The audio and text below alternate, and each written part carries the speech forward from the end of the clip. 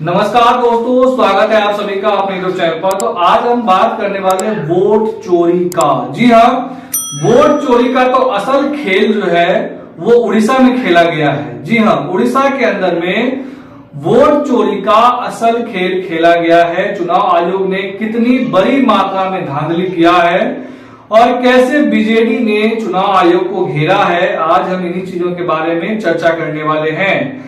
मामला उड़ीसा के 6 फेज का है, जहां 28 मई को ईसी ने बोला कि 63% मतदान हुआ है, यानी पोल हुआ है।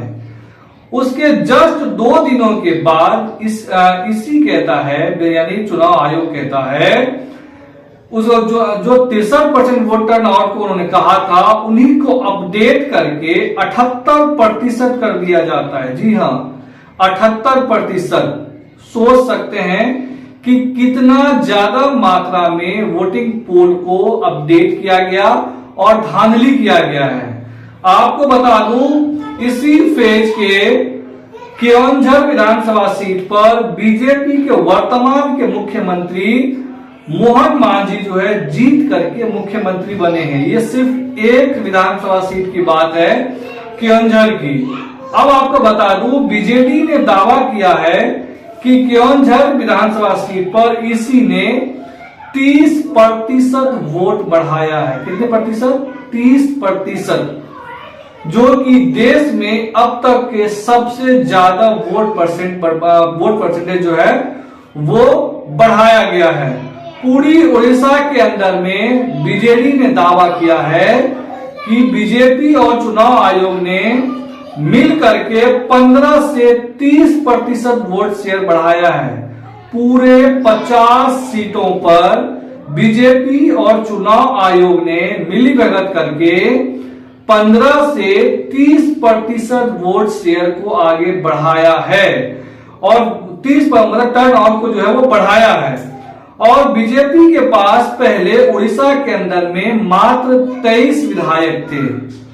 ऐसा क्या विपक्ष में रहते हुए उन्होंने गुल खिला दिया, और इतनी भी एंटी इनकम्बेंसी जो है वो नवीन पटनायक के खिलाफ नहीं था कि उड़ीसा की जनता आपको 70 सीटें दे दे। अभी बीजेपी के पास उड़ीसा में 70+ सीटें हैं। बीजेपी को लगता है कि वोट इधर उधर, बीजेपी को लगता है कि वोट को इधर उधर करके 50 से अधिक, यानी बीजेडी ने साफ साफ कहा है कि बीजेपी ने वोट इधर उधर करके अपना 50 सीट बढ़ाया है। जी हाँ, 50 सीट। तो आपको क्या लगता है, क्या बीजेपी ने ऐसा खेल किया है? 100% उन्होंने किया। ये सिर्फ एक विधानसभा की बातें हैं। और जैसा कि आपने देखा कि जब से बीजेपी उड़ीसा के अंदर में सरकार बनाया है, तब से वहां पर महिलाओं के प्रति इतना ज्यादा अपराध बढ़ गया है, इतना ज्यादा अपराध बढ़ गया है। हर दिन वहां पर हर घंटे 15 महिलाओं का रेप किया जाता है। महिलाओं के प्रति अपराध वहां पर चरम पर है। उसके बाद वहां पर जो आरोप लगा रहे हैं कांग्रेस पार्टी और बीजेडी कि वहां पर पूरे राज्य को अडानी को सौंप दिया गया है, कोयला खनन करने के लिए आदिवासियों का जमीन छीना जा रहा है, वहां पर जंगलों को काटा जा रहा है।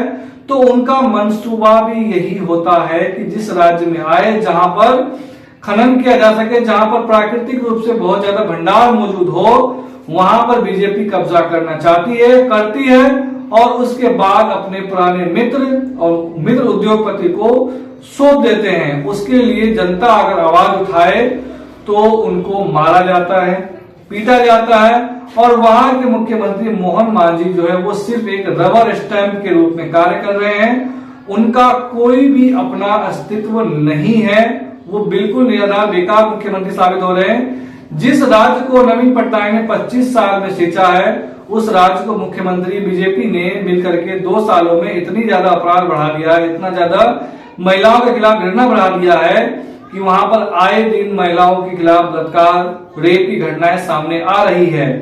तो आप सोच सकते हैं कि चुनाव आयोग जो राजीव कुमार थे, वो देशद्रोही ने देश के चुनाव प्रणाली को कितना ज्यादा कवाड़ा कर दिया।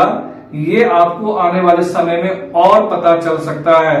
अगले 6 महीने में 6 राज्यों के अंदर विधानसभा चुनाव है और आपको बीजेपी और विपक्षी दल के बीच में टक्कर देखने को नहीं मिलेगा। आपको विपक्षी दल बनाम ईसीआई यानी चुनाव आयोग देखने को मिलेगा, क्योंकि बीजेपी का सारा काम जो है इस बार चुनाव आयोग करने वाला है। बीजेपी जैसा कहेगी वैसा वो करेगा और चुनाव आयोग के बीच में टकराव बढ़ना पक्का है, इसमें कोई दो राय की बात नहीं। आने वाले समय में बिहार में विधानसभा चुनाव होना है, उसके बाद असम में, गोवा में, उसके बाद क्या कहते हैं, गोवा तो नहीं सॉरी, तमिलनाडु के अंदर, बंगाल के अंदर, पुदुचेरी के अंदर में विधानसभा चुनाव होने हैं। तो मुझे लग रहा है कि आपको भी देख सकते हैं कि आने वाले समय में चुनाव आयोग और कांग्रेस के या जो विपक्षी दल है उनके खिलाफ कितना ज्यादा टकराव बढ़ता है।